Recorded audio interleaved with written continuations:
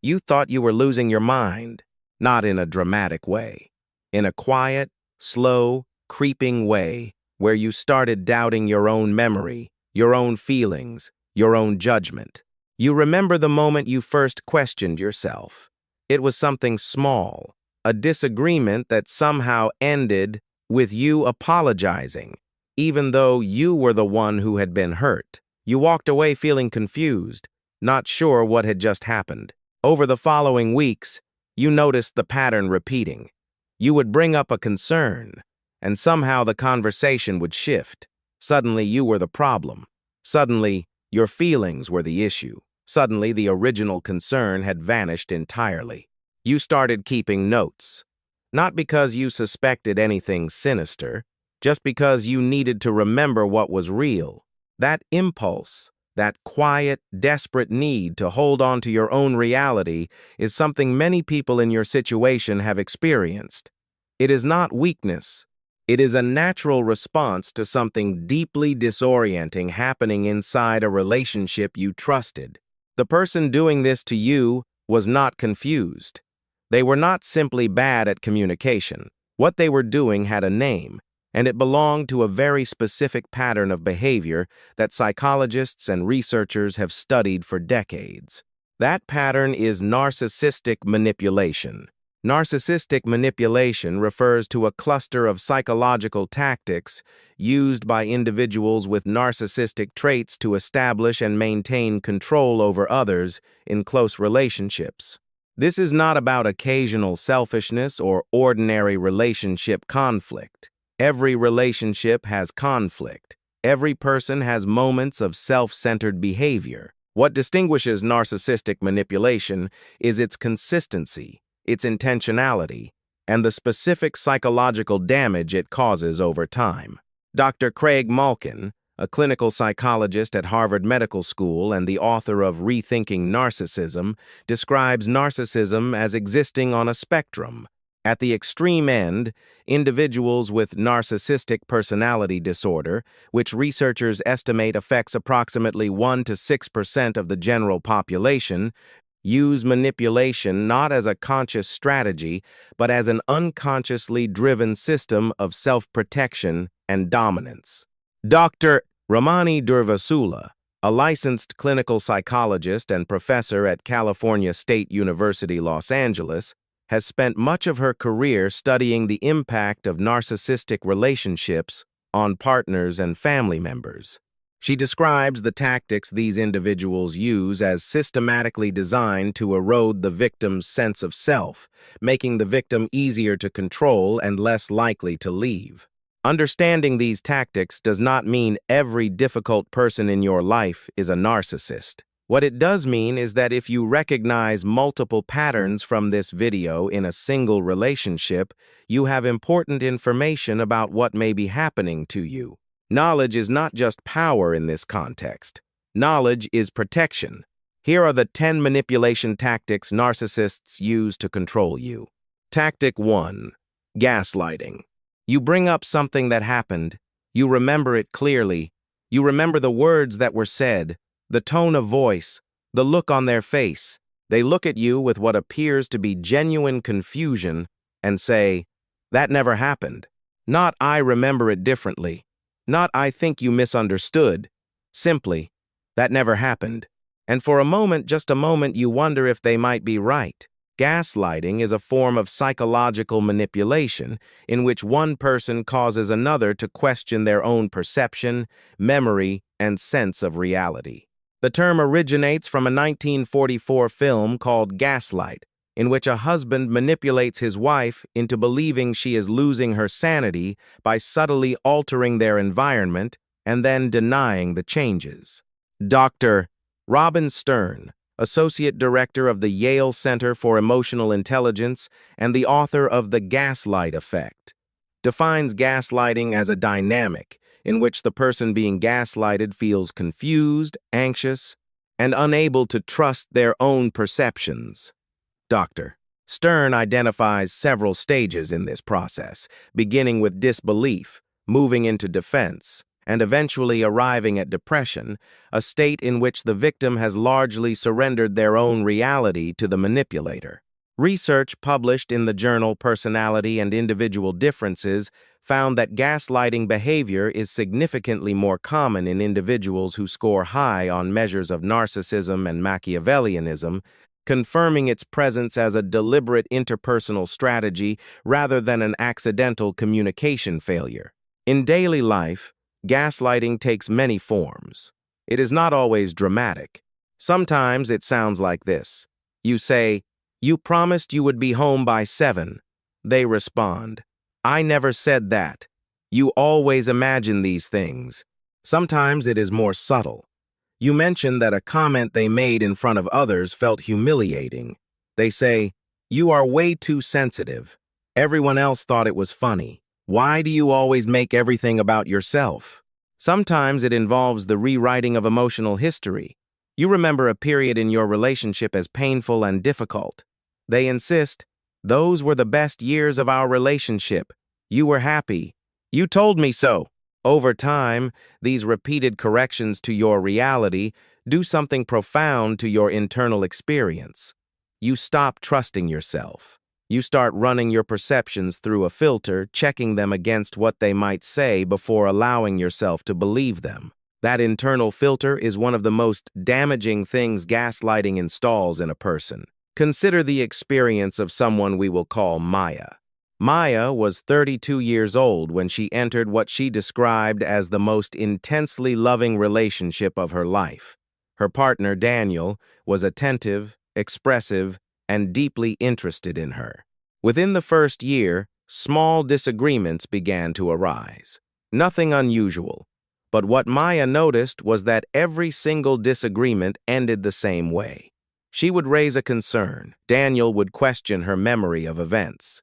He would remind her of previous times she had misread situations. He would express patient, almost sorrowful concern about her tendency to catastrophize. By the second year, Maya had stopped raising concerns altogether, not because she had none, because the process of raising them had become so exhausting and so disorienting that silence felt safer than speaking. She began to see a therapist at the urging of a close friend. In her first session, she described herself as emotionally unstable and prone to paranoia. Her therapist, over several weeks, helped her understand that these were not her natural traits. They were the result of sustained gaslighting. The turning point for Maya came when she found a note she had written to herself 18 months earlier, documenting an incident that Daniel had later told her she imagined. Her own handwriting, dated, precise, and emotional, proved to her that her memory had been real all along. Recovery took time, but it began the moment she trusted herself again.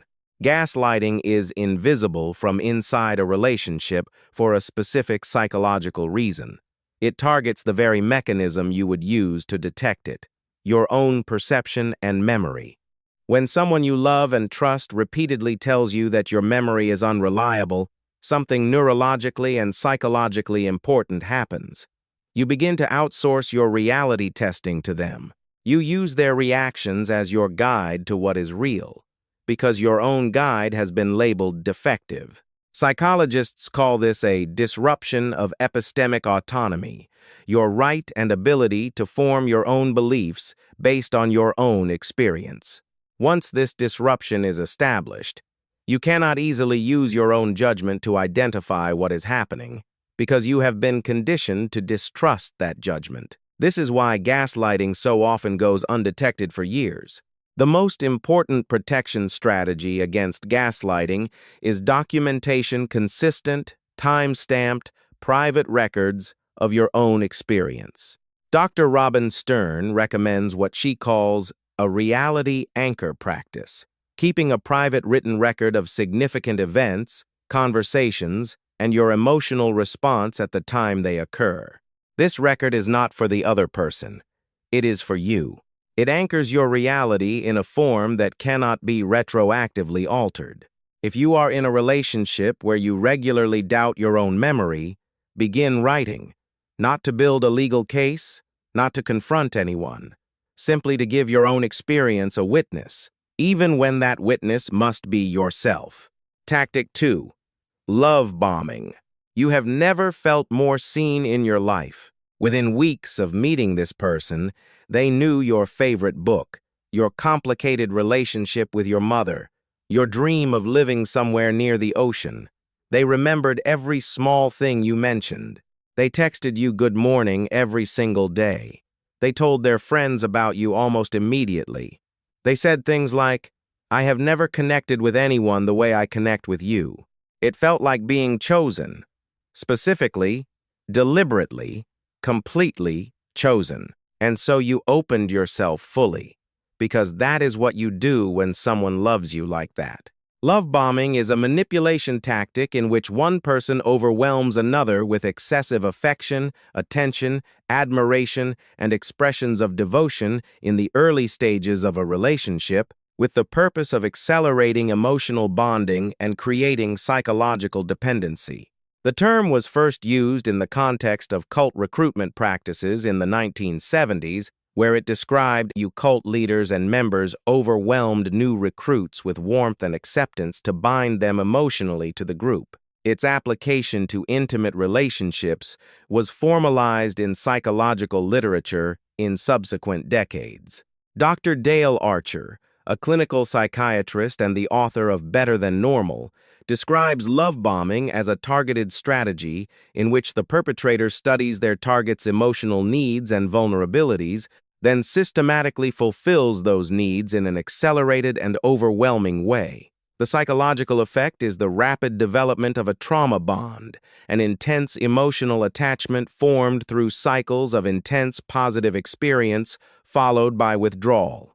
Research published in the Journal of Social and Personal Relationships has confirmed that rapid idealization in the early stages of a relationship is a reliable predictor of later controlling and coercive behavior, particularly in individuals who score high on narcissistic traits. In practice, love bombing can be difficult to distinguish from genuine, enthusiastic romantic interest. The difference is not always in the behavior itself. It is in the function the behavior serves. Genuine romantic enthusiasm is responsive. It grows alongside real understanding of the other person. It tolerates ambiguity and imperfection. Love bombing is performance. It is designed to produce a specific result, your emotional dependency. Some examples of how love bombing appears in daily life. You mentioned that a previous partner never prioritized your birthday. 2 weeks later, on your birthday, they arrange something elaborate and emotionally precise. It feels like healing, but it was information gathering. They tell you within 3 weeks that they have never loved anyone the way they love you. When you express mild surprise, they say, "I know it is fast, but some things you just know." The urgency is not romantic. It is strategic. They are available constantly. Every message gets an immediate reply. Every plan is met with enthusiasm. You begin to orient your emotional life around their responsiveness. Then, gradually, it begins to slow down, and you are already attached. Consider someone we will call James. James met his partner, Lauren, at a work conference. She was charming, direct, and unusually attentive. Within the first month, she had already introduced him to her closest friends, told him she had been waiting her whole life for someone like him, and booked a weekend trip together that aligned precisely with everything he had mentioned wanting to do someday. James had come out of a difficult previous relationship where he had felt overlooked and undervalued. Lauren's attention felt like medicine. He allowed himself to fall quickly and completely. By month 4, the intensity had shifted. Lauren became less available, more critical, and subtly contemptuous in ways that were hard to name. When James raised concerns, she reminded him of everything she had done for him: the elaborate birthday, the trip, the early declarations of love. She framed her current coldness as a response to his ingratitude. James found himself working desperately to return to the warmth of those first months. He did not yet understand that the warmth had been bait, and that he was now the one being controlled. In therapy, James eventually recognized that the love bombing had installed in him a specific emotional need, the need to return to that early intensity. That need made him easier to control than any threat or demand ever could have. Love bombing is invisible from inside the relationship because it does not feel like an attack. It feels like a gift. Your nervous system does not distinguish between authentic love and performed love. It responds to warmth, attention, and being prioritized. It releases oxytocin and dopamine. It forms attachment. By the time the control begins, your nervous system has already bonded. And the withdrawal of love, which is the next phase, triggers the same neurological panic as the loss of something genuinely important, because to your nervous system, that is exactly what it is. This is why victims of love bombing often describe the relationship as the best they have ever had, even while describing experiences that were clearly abusive. The early phase was real to their nervous system, even if it was not real in intent. The most effective protection against love bombing is a deliberate practice of pacing. Dr. Dale Archer recommends what he calls the 90-day observation window, a commitment to observe how someone behaves over time before allowing deep emotional investment. This is not about distrust. It is about allowing reality to surface. Pay particular attention to how someone responds when you set a small limit or express a mild preference they do not share. Genuine affection tolerates your autonomy. Love bombing depends on it not existing yet. If someone makes you feel that your caution is a rejection of their love, that is important information. Secure love does not require you to bypass your own judgment to receive it. Tactic 3. The silent treatment. You do not know what you did wrong. You have gone over the last conversation 10 times. You have reviewed the week in your mind. You have tried to identify the moment something shifted. You cannot find it. They are still in the house, or still in your life, but they are completely unreachable. No eye contact. One-word responses. A wall of cold absence where a person used to be. And the most confusing part is that you are beginning to feel as if it is your fault, even though you do not know why. The silent treatment, when used as a consistent interpersonal strategy rather than an occasional need for space, is a form of psychological punishment known in clinical literature as social exclusion or relational aggression. Dr. Kipling Williams, a professor of psychological sciences at Purdue University and one of the leading researchers on ostracism, has spent decades studying the effects of being ignored and excluded. His research demonstrates that ostracism, even when brief, activates the same neural pathways as physical pain. The anterior cingulate cortex, which processes physical pain, responds identically to social exclusion. This neurological response is important. It means the silent treatment does not just feel painful. To your brain, it is painful. And like physical pain, your nervous system is highly motivated to make it stop. Dr. Harriet Breaker, a clinical psychologist and the author of Who's Pulling Your Strings, identifies the silent treatment as one of the most effective forms of coercive control precisely because it requires no words, leaves no evidence, and exploits the victim's own attachment needs to produce compliance. In a relationship with a narcissist, the silent treatment has a specific function. It is not about the person needing space to process. It is about punishment and control. Here is how it typically appears.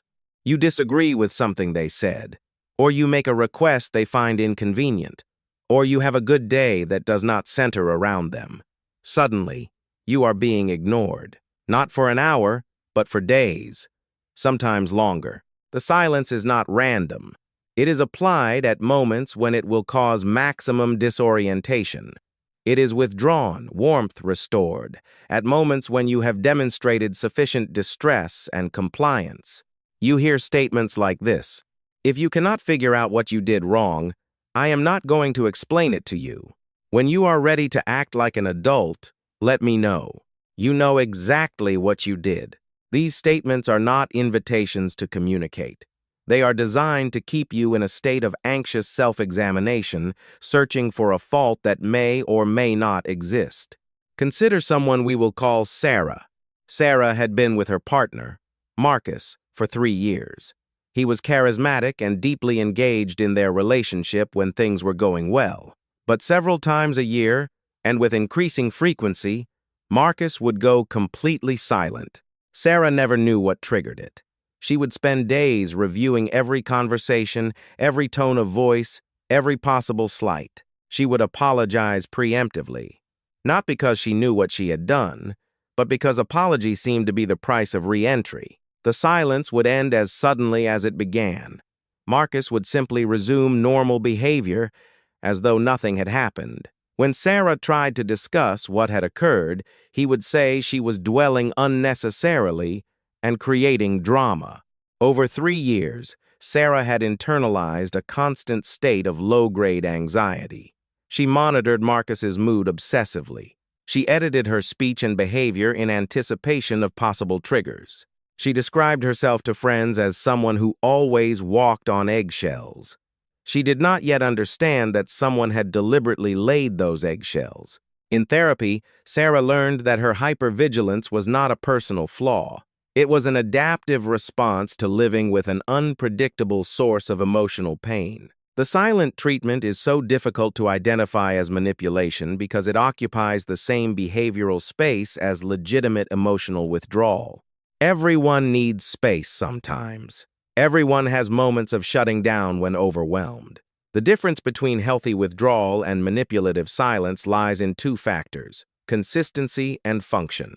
Healthy withdrawal is explained, temporary, and followed by reconnection and resolution. Manipulative silence is unexplained, indefinite, and followed by restoration of warmth only when the desired compliance has been achieved. Because the difference is one of intent rather than behavior, victims frequently give the benefit of the doubt.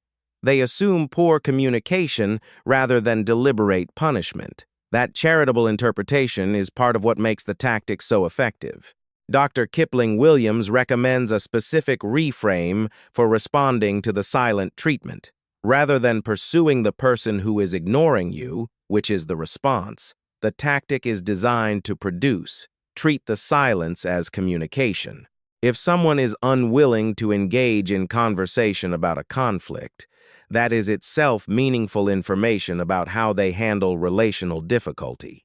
Your appropriate response is not to intensify your pursuit, it is to observe. You might say calmly and without anger, "I can see you are not available to talk right now. I will be here when you are ready to have a real conversation." Then disengage, not as a counter-manipulation, but as a boundary. Your emotional stability is not contingent on their willingness to grant you access to them. This simple shift from pursuing to observing can interrupt the cycle and return some agency to you. Tactic 4, triangulation. They mention her again. Not in an obvious way, just a small comment. "I ran into my ex today. She looked great." Or, "My colleague told me I seem different lately, happier," she said. She always notices things like that. Something tightens in you. You do not say anything. You do not want to seem insecure. But that is exactly the response that was being cultivated. Triangulation is a manipulation tactic in which a third party, real or invented, is introduced into a 2-person dynamic to create feelings of jealousy, insecurity, and competition in the target. The term originates from family systems theory, where it was used by therapist Murray Bowen to describe how anxiety between 2 people is managed by pulling in a third person to reduce the tension. In the context of narcissistic manipulation, the dynamic is deliberately engineered to achieve a different goal: destabilization. Dr. Carol McBride, a licensed marriage and family therapist and the author of Will I Ever Be Good Enough, identifies triangulation as a central tool of narcissistic control. She explains that by creating the perception of competition, The narcissist simultaneously elevates their own value as someone desirable to multiple people and diminishes the target's sense of security and worth. Research on social comparison theory, developed by psychologist Leon Festinger of the Massachusetts Institute of Technology, helps explain why triangulation is so psychologically effective. Humans are wired to evaluate their own worth, partly through comparison with others. When someone you are bonded to introduces another person as a comparison point, it automatically triggers a self-evaluation process that is difficult to rationally override. Triangulation appears in several distinct forms in daily life. The jealousy triangle involves the introduction of a real or implied romantic or sexual competitor. This might be an ex-partner who is referenced frequently, a colleague who is described in admiring terms, or an unnamed other who is invoked during conflict. I know people who would kill to be with someone like me. The validation triangle involves the use of a third party's opinion to override your own. My mother agrees with me. My friends all think you overreacted.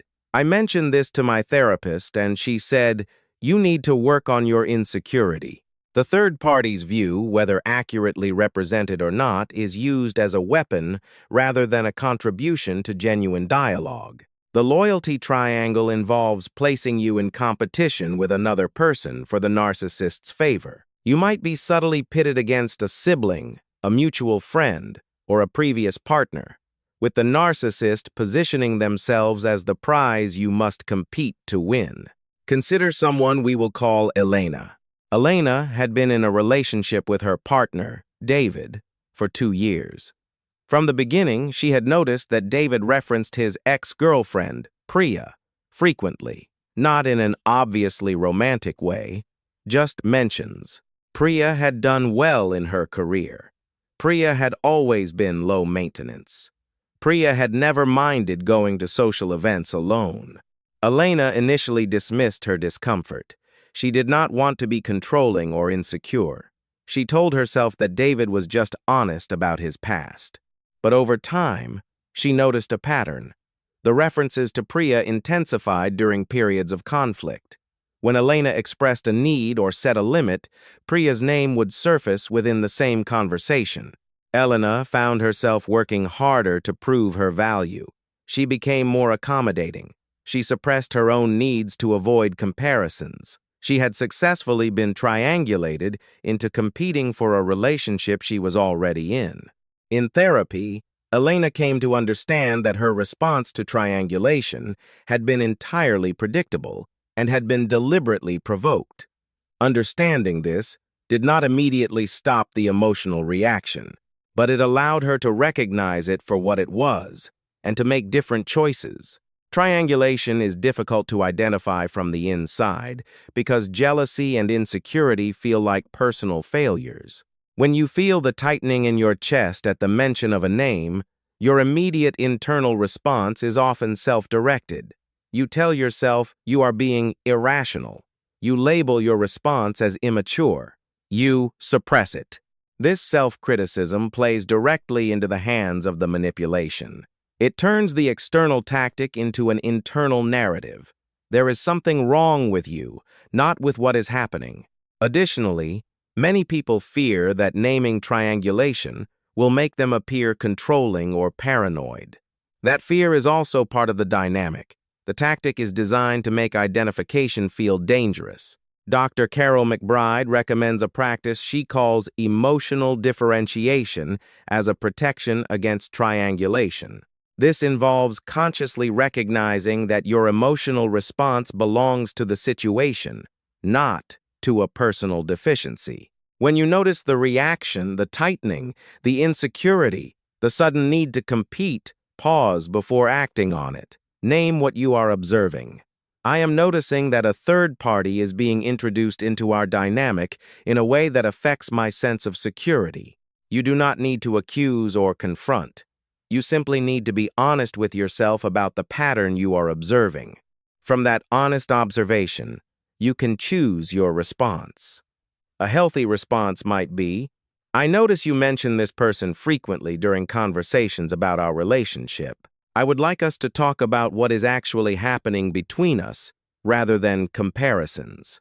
Your security in a relationship should not depend on winning a competition you never agreed to enter. Tactic 5. Projection. You have just expressed a concern about something they did, something specific, something you can describe clearly, and somehow, within 2 minutes, you are being accused of the exact behavior you raised. You brought up that they lied about something small. They are now explaining to you, in patient and thorough detail, that you are the one who cannot be trusted. You are standing in a conversation that has been turned completely upside down. Projection is a psychological defense mechanism in which an individual attributes their own unacceptable thoughts, feelings, or behaviors to another person. The concept was first formalized by Sigmund Freud, who described projection as a way the ego protects itself from material it finds intolerable. Rather than acknowledging an unacceptable trait within themselves, the individual sees it externally in others and responds to it there.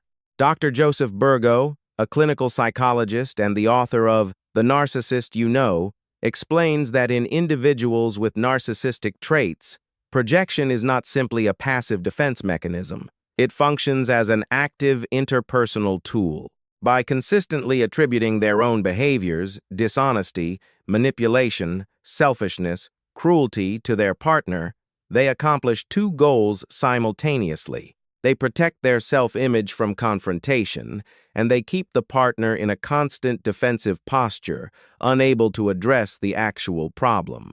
Research on narcissistic personality disorder, including studies conducted by Dr. John Fossati and colleagues at the Vita Salute San Raffaele University in Milan, Italy, has identified poor shame tolerance and a fragile self-image as central features of narcissistic pathology.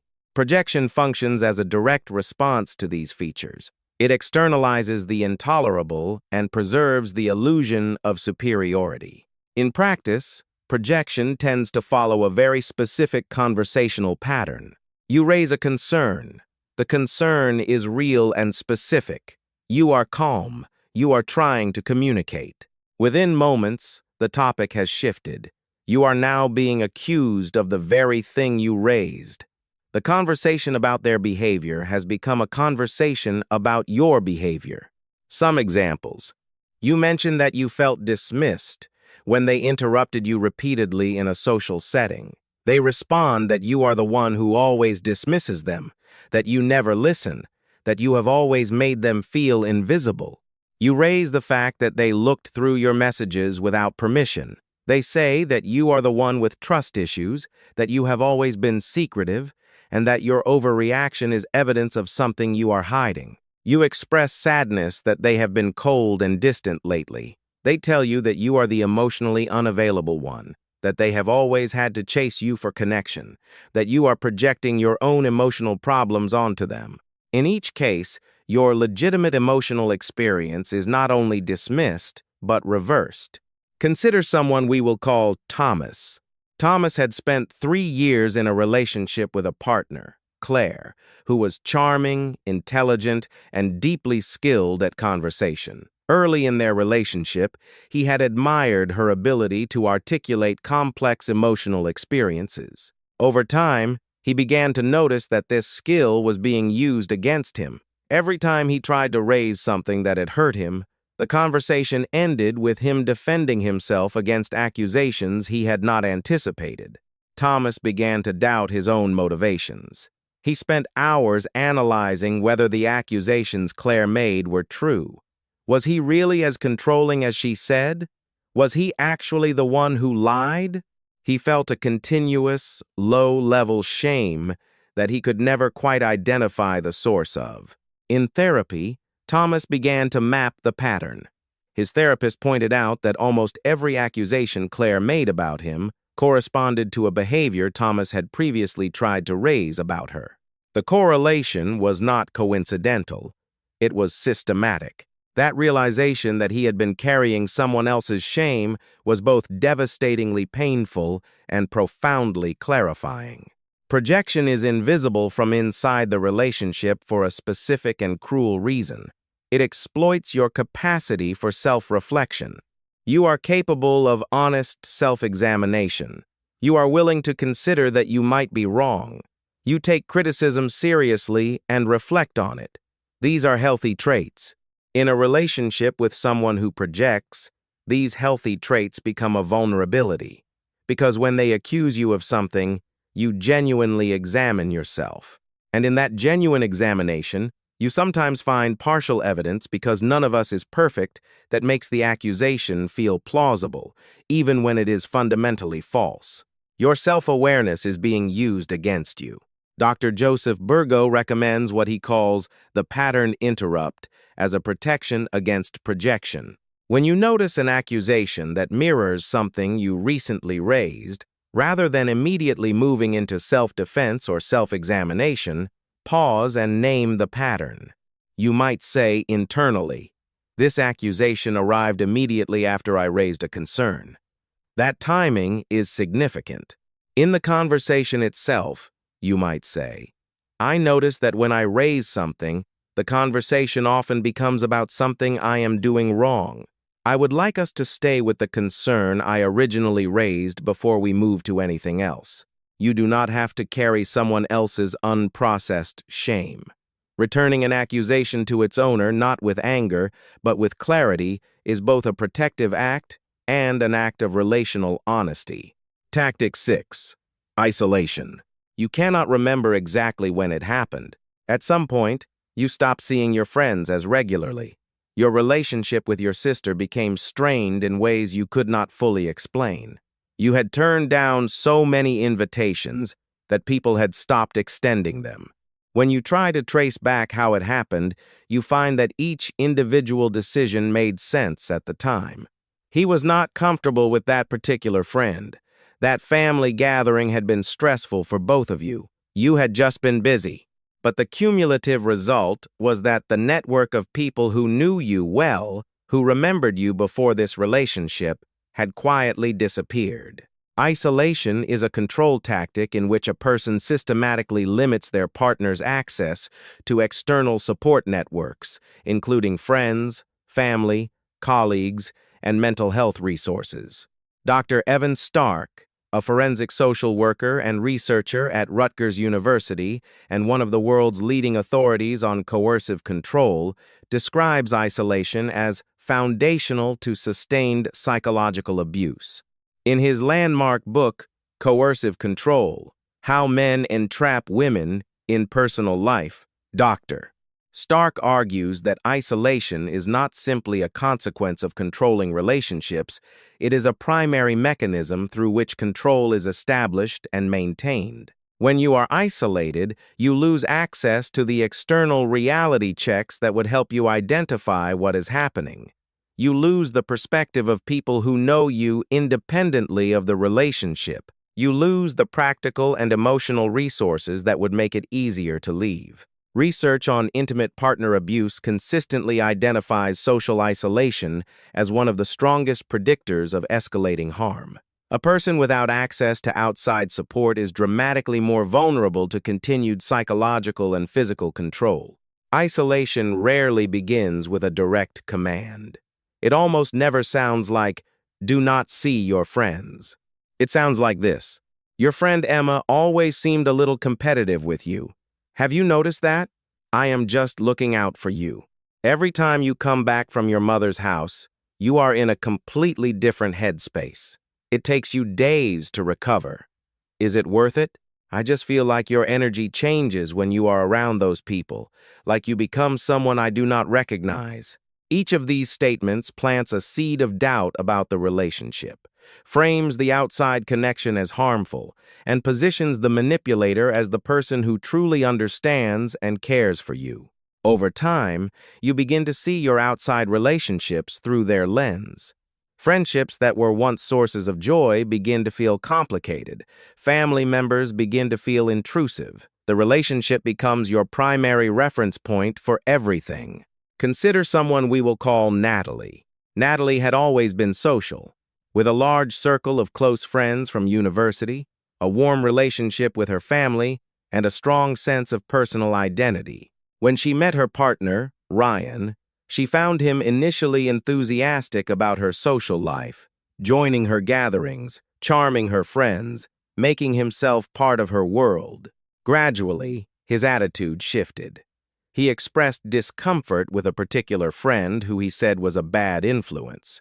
He found reasons to be unavailable or unwell on nights when Natalie had plans. He expressed hurt when she chose to attend family events without him, framing it as abandonment. Over 2 years, Natalie's social world had contracted dramatically.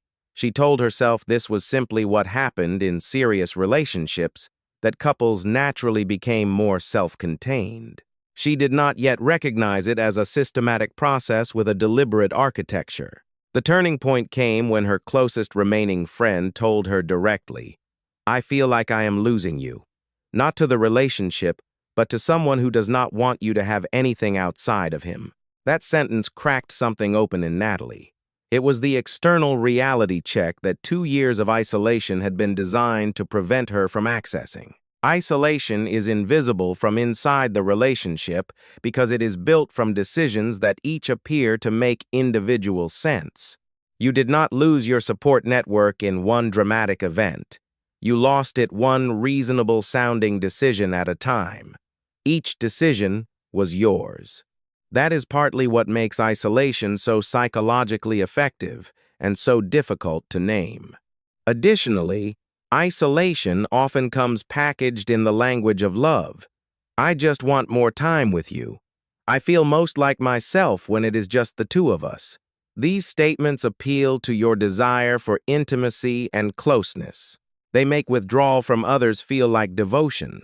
Dr. Evan Stark's primary recommendation for protecting yourself against isolation is what he calls maintaining your independent life as a non-negotiable. A healthy relationship coexists with your individual friendships, family relationships, and personal interests. It does not require their reduction or elimination. If you notice that a relationship has produced significant contraction in your outside connections, that pattern deserves serious attention. You might begin by intentionally re-engaging with someone you have drifted from. Not dramatically, but simply. Reach out. Say you have missed them. Allow yourself to remember who you were before the relationship began to narrow your world. Your support network is not a threat to your relationship. It is a lifeline. Anyone who tells you otherwise is asking you to be less safe in ways that serve only them. Tactic 7. Coercive control. It is not one thing. That is what makes it so hard to explain to someone who has not experienced it. It is 100 small things. The way you learned to check in before making any plans. The way you edited your appearance based on their preferences. The way you developed an internal sensor for their mood before you spoke. You would not call it abuse if someone asked. Each individual piece was too small to name, but the sum total of it is a life that has been made smaller, more careful, more surveilled than the one you were living before. Coercive control is a pattern of behavior that seeks to take away a person's freedom and strip away their sense of self. It is not defined by individual incidents of abuse, but by the cumulative establishment of ongoing domination and surveillance. The concept was formally defined and named by Dr. Evan Stark in his 2007 research and has since been incorporated into legal definitions of domestic abuse in multiple countries, including the United Kingdom, Scotland, and Ireland, where it became a criminal offense in 2015. Dr. Jennifer Freyd, a professor of psychology at the University of Oregon and the founder of betrayal trauma theory, explains that coercive control is particularly damaging because it operates within a relationship where the victim is dependent on the abuser for both material and emotional resources. This dependency is not incidental. It is deliberately cultivated. The tactics of coercive control include monitoring communications, controlling finances, regulating appearance and behavior, dictating social contact, using children or pets as leverage, and establishing a pervasive climate of fear, not necessarily through physical violence, but through the constant implicit or explicit threat of consequences. In practice, coercive control looks like a relationship where one person has quietly accumulated authority over nearly all aspects of the other person's life. You might recognize it in statements like, "You need to let me know where you are at all times. I just worry about you. I handle the finances for both of us. It is just more efficient. That outfit is not appropriate. I am asking you to change out of respect for me. If you take that job, I cannot promise what will happen to us." Each statement carries an embedded consequence: emotional punishment, withdrawal, or implied threat if the desired behavior is not produced. Over time, you learn to anticipate the consequence and comply preemptively. That preemptive compliance is the evidence of successful coercive control. Consider someone we will call Priya. Priya had been with her husband, Michael, for 6 years. From the outside, their relationship appeared stable and functional. Michael was professionally successful, socially engaged, and publicly affectionate toward Priya. Privately, the relationship operated under a system of rules that Priya had absorbed so completely that she no longer experienced them as external constraints. She texted Michael her location multiple times per day, not because he had asked her to recently, but because she had learned years ago that not doing so produced a version of him she found frightening. She managed the household budget through a shared account that Michael monitored in real time. She had not made an independent financial decision in 4 years. She dressed carefully within a range of styles that she knew he found acceptable. When a friend asked her what she would do if she could do anything, Priya found she could not answer the question. She had been so thoroughly shaped by Michael's preferences that she was no longer certain she had her own. The recognition of her situation came gradually, over many months of individual therapy, in which her therapist carefully helped her distinguish between her own desires and the internalized rules of her relationship. The recovery involved not just leaving the relationship, but rediscovering herself. Coercive control is invisible from the inside because it operates as environmental conditioning rather than isolated events. There is no single moment to point to. There is no one incident to describe. When a friend says, "Why do you stay?" you cannot explain it, not because there is nothing to explain, but because the accumulated architecture of control is so woven into your daily experience that you cannot see it from within it. Psychologists describe this as normalization. When coercive rules have been in place long enough, they become the background of your life rather than the foreground. You forget what life felt like without them. The National Domestic Violence Hotline, staffed by trained advocates, recommends a self-assessment tool they call the Power and Control Wheel, developed by the Domestic Abuse Intervention Programs in Duluth, Minnesota. This tool maps the specific tactics of coercive control in visual form and helps people identify patterns in their own experience. If you are in a relationship where another person's preferences have become the organizing principle of your daily behavior, that awareness is important. You do not have to name it as abuse to take it seriously. Begin by identifying one area of your own life, one small domain where you can make an independent decision based purely on your own preference, not as an act of defiance, but as a practice of remembering that you have preferences of your own. Your autonomous self still exists. Coercive control cannot erase it. It can only bury it temporarily. Tactic 8. Intermittent reinforcement. You have tried to leave before, more than once. Each time something happened.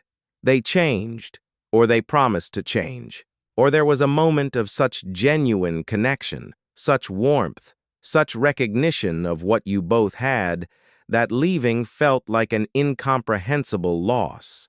So you stayed, and then the cycle began again, and you stayed again, and again. You do not understand why you cannot simply leave something that you know is hurting you. That confusion has started to feel like evidence of your own weakness. It is not weakness, it is neuroscience. Intermittent reinforcement is a psychological phenomenon in which rewards are delivered unpredictably and inconsistently, producing an intense and persistent pattern of behavior in the person receiving them. The foundational research was conducted by behavioral psychologist Dr. B. F. Skinner at Harvard University in the mid-20th century. Skinner demonstrated that animals and humans trained on intermittent reinforcement schedules developed the most resistant and compulsive behaviors. In contrast to consistent rewards, which produce stable but easily extinguished behavior, unpredictable rewards produce obsessive pursuit that is extraordinarily difficult to stop. Dr. Patrick Carnes, a clinical psychologist and pioneer in the study of trauma bonding, explains that intermittent reinforcement in romantic relationships produces a specific form of neurological conditioning. When warmth and affection are unpredictable, sometimes present, sometimes withheld, the brain's reward system responds by producing intense motivation to pursue the reward. The neurological state produced is functionally similar to addiction. Research using functional magnetic resonance imaging technology, published in the Journal of Neurophysiology, has demonstrated that the brains of people in intermittent reinforcement dynamics show activation patterns nearly identical to those seen in individuals with substance addiction. In practice, intermittent reinforcement in narcissistic relationships follows a recognizable cycle. There is a period of warmth, connection, affection, the version of the person you fell in love with. Then there is a period of withdrawal, coldness, criticism, dismissal, or absence. Then there is reconciliation, sometimes dramatic, sometimes tender, sometimes accompanied by remorse. The cycle is not random. The timing and intensity of the warmth is calibrated to maintain your engagement, not necessarily consciously, but effectively.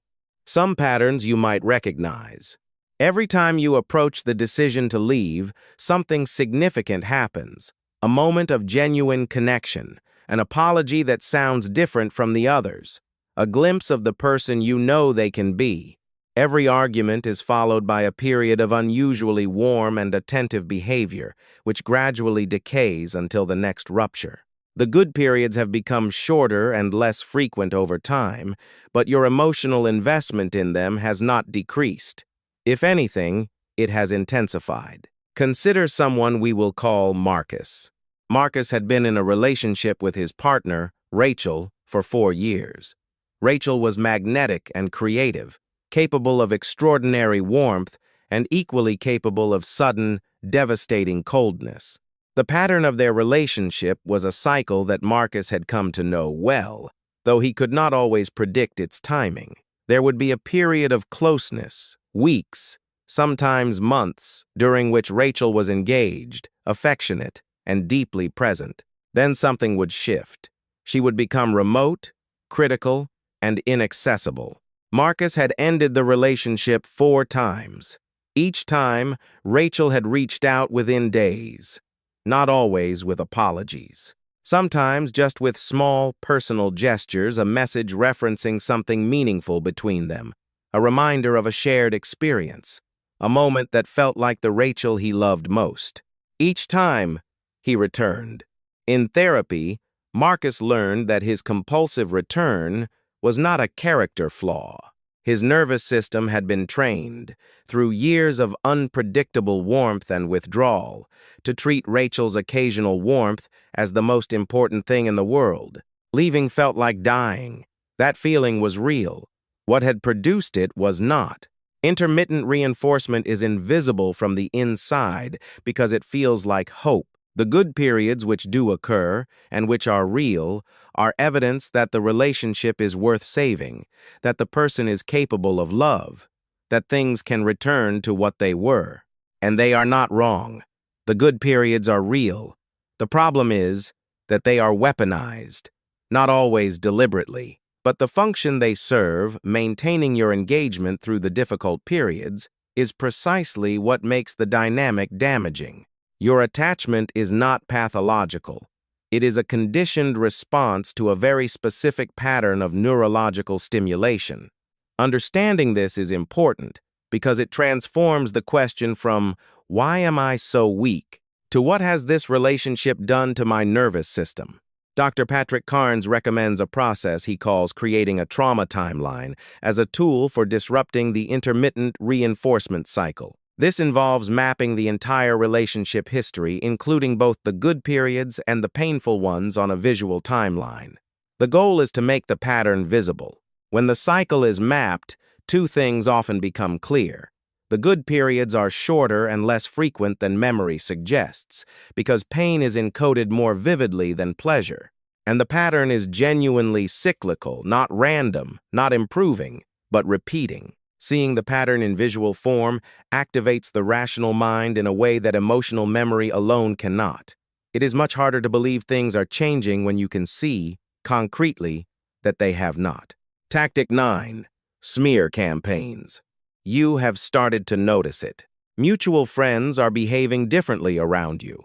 Someone you trusted mentions that they heard something that surprised them. A colleague seems to be keeping a careful distance. You do not know exactly what has been said. You do not know to whom. But you can feel the shape of it, the subtle withdrawal, the slightly too careful politeness from people who used to be warm. And you understand, with a sinking certainty, that your character is being discussed somewhere without your knowledge or participation. A smear campaign is a deliberate pattern of behavior in which one person systematically damages another's reputation, credibility, and social relationships by spreading false or distorted information to mutual contacts, family members, colleagues, or the broader community. Dr. Linda Martinez-Louis, a clinical psychologist and the author of Freeing Yourself from the Narcissist in Your Life, identifies smear campaigns as one of the most painful consequences of ending a relationship with a narcissistic individual. They serve multiple psychological functions for the person initiating them. First, they preemptively discredit the target. If the target later speaks about the abuse, they will be heard within a social context where their credibility has already been undermined. Second, they consolidate the perpetrator's social standing. By positioning themselves as the victim of the relationship, they receive sympathy, validation, and support. Third, they maintain control. Even after a relationship has ended, a smear campaign keeps the target engaged, defending themselves, attempting to correct false narratives, and therefore still psychologically occupied by the perpetrator. Research on narcissistic injury, the intense shame and rage narcissists experience when their self-image is threatened, identifies smear campaigns as a characteristic response to perceived abandonment or rejection. Smear campaigns are often sophisticated and strategically deployed. They rarely involve obvious, demonstrable lies. More often, they involve partial truths told selectively and in unfavorable contexts, legitimate grievances exaggerated beyond proportion, behavior by the target that is described without the context that would make it understandable, and framing of the target's healthy responses as evidence of instability. The person initiating the campaign is typically excellent at social presentation. They are often described as charming, reasonable, and credible. When they express concern about the target's behavior, it is delivered with apparent reluctance and apparent sadness, not with hostility. You might hear it reported back to you like this: "Someone told me they are worried about you. They said you have not been yourself." Or, "I heard some things I did not want to believe about how you handled the breakup." The architecture of the campaign is designed to make you appear unstable, unreliable, or dangerous, ensuring that if you speak, people will hear you through a distorted lens. Consider someone we will call Anna. Anna ended a 2-year relationship with her partner Leon after recognizing several of the patterns described in this video. She left carefully, supported by her therapist, and attempted to maintain her dignity and silence regarding the relationship. Within weeks of the separation, she began to receive concerned messages from mutual friends. Leon had been speaking to people in their social circle. He had described Anna as having had a breakdown. He had shared personal information she had confided to him during the relationship. He had positioned himself as a patient, loving partner who had finally reached his limits. Several friends drifted away. Some told her directly they did not want to be involved. Others simply became unavailable. Anna's instinct was to respond, to tell her side, to correct the narrative, to show people evidence. Her therapist counseled her otherwise. "You cannot win a story contest with someone who is willing to lie," her therapist said. "Your energy is better spent on the people who know you well enough that no story could change their view." Anna focused on those people. Over time, the campaign lost its momentum. The truth of her character was demonstrated through her behavior, which Leon could not control. Smear campaigns are invisible from inside the relationship for a specific reason. You trusted the person with your most vulnerable information. In a close relationship, you share things you would not share with anyone else. Your fears, your past struggles, your moments of weakness. This is how intimacy works. That information is shared within a context of trust. A smear campaign weaponizes your intimacy. Your moments of vulnerability become evidence of instability. Your past struggles become proof of a broken character. The person who knew you most privately becomes the person most capable of misrepresenting you. This is an especially profound betrayal because it poisons not just the relationship but the memory of having been close at all. Dr. Linda Martinez-Lewy recommends what she calls strategic silence, combined with source investment. Strategic silence means resisting the impulse to publicly defend yourself or correct the narrative with people who do not already know you well. Defending yourself within a poisoned social environment often reinforces the narrative of instability, because the defense itself can be reframed as evidence of the concerning behavior being described. Source investment means deliberately deepening your relationship with the people who genuinely know your character. People who were there, who know you over time, and whose perception of you is grounded in direct experience rather than received narrative. The most powerful refutation of a smear campaign is the consistent evidence of who you actually are. You cannot argue your way out of a false narrative. You can only demonstrate your way out of one. Tactic 10.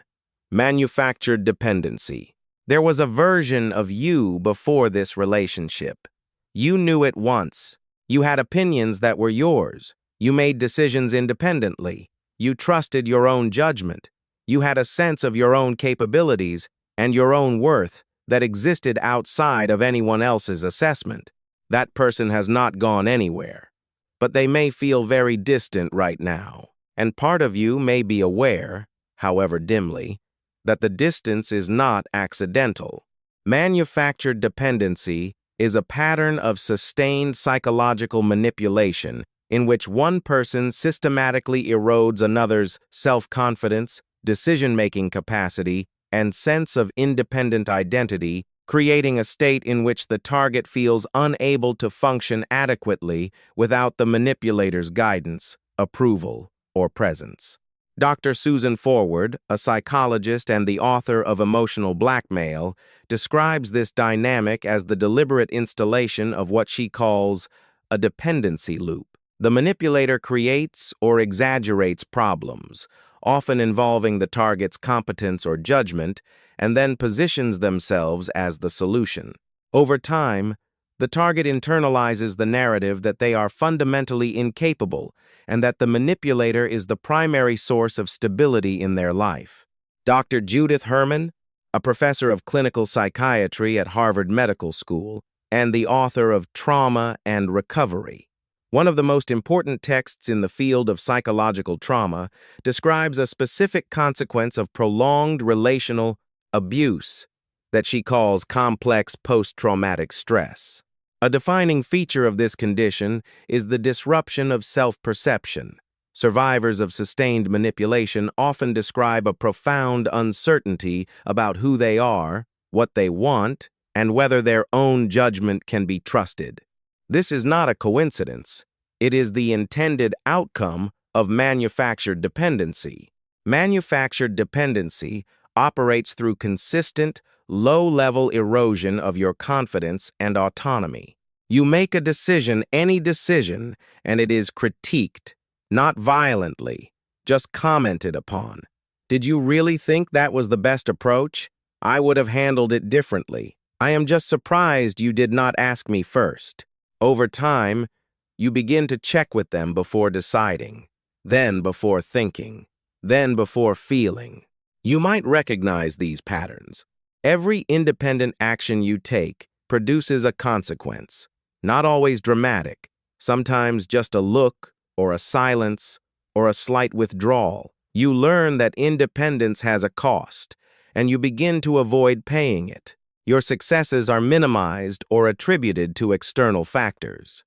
Your difficulties are amplified and attributed to your personal deficiencies. Your sense of your own capabilities becomes skewed toward incompetence. They express doubt about you to others, not cruelly with apparent concern. She struggles with that kind of thing. He is not really at his best when he has to manage too many things at once. These statements, delivered within a social context, slowly become part of the narrative of who you are. Consider someone we will call David. David had been a confident and high-functioning professional when he met his partner, Claire. Over 4 years, a subtle but systematic process had altered his self-perception in ways that he did not fully recognize until he was outside of the relationship. Claire had consistently positioned herself as the more capable, more emotionally intelligent, and more socially sophisticated member of their partnership. She framed her interventions as support. She helped him navigate social situations that she suggested he misread. She edited his professional communications to make them more effective. She explained his colleagues' responses to him after meetings. David had initially been grateful. Over time, he had become unable to send an important email without feeling anxious about her review of it. He had stopped trusting his read of social situations. He had stopped applying for positions that he might once have pursued confidently. When the relationship ended, he found himself experiencing severe self-doubt about competencies he had possessed long before he met Claire. Rebuilding his professional confidence required the same sustained effort as grieving the relationship itself. His therapist described this as reclaiming your own competence from someone who took it as collateral. Manufactured dependency is invisible from the inside because it presents as love. The person who second-guesses your every decision frames it as caring investment. The person who positions themselves as your guide through every difficulty frames it as devotion. The person who seems to always know better than you do in every domain can feel like security rather than control. Because the dependency is installed gradually and consistently, you do not experience it as loss. You experience it as your natural state. By the time you recognize how dependent you have become, the dependency itself can feel like evidence that you need them, which is exactly what the dynamic was designed to produce. Dr. Judith Herman's framework for recovery from complex trauma identifies the restoration of self-efficacy as one of the central tasks of healing. Self-efficacy is the belief in your own capacity to act, decide, and navigate the world independently. The most concrete protection against manufactured dependency and the most important step in recovering from it is the practice of making small, unilateral decisions and then tolerating the discomfort of standing behind them. You do not need to start large. Choose something minor. Choose it independently. Notice the anxiety that arises, the impulse to check with someone, to seek approval, to soften the decision. Sit with that anxiety without acting on it. Then observe the outcome. Over time, this practice rebuilds what manufactured dependency was designed to destroy: your trust in your own mind. Your judgment was not the problem. Someone worked very hard to make you believe it was. You can work equally hard to take it back. You have just learned 10 of the most significant manipulation tactics used in narcissistic relationships. Gaslighting, love bombing, the silent treatment, triangulation, projection, isolation, coercive control, intermittent reinforcement, smear campaigns, and manufactured dependency. None of these tactics require physical violence to cause serious harm. Each of them, sustained over time, can alter how you see yourself, how you interpret reality, and how capable you feel of living independently. But there is something important that none of them can permanently destroy: your awareness. The moment you can name what has happened to you, you have already begun to reclaim something fundamental. You cannot manipulate someone who understands the mechanism. You cannot gaslight someone who trusts their own record. You cannot isolate someone who knows the value of their own connections. Awareness is not just self-protection. It is the beginning of recovery. If you recognized yourself in any of these stories today, please know that what happened to you was not a reflection of your weakness. You were targeted precisely because of your capacity for trust, empathy, and genuine connection. Those are not liabilities. They are the most human things about you. Protecting them is not paranoia. It is wisdom. If this video helped you understand your own experience more clearly, please consider subscribing so that future content on psychological safety and healing reaches you when you need it. Leave a comment below with the tactic that resonated most strongly with you. Your reflection may help someone else feel less alone in what they are going through.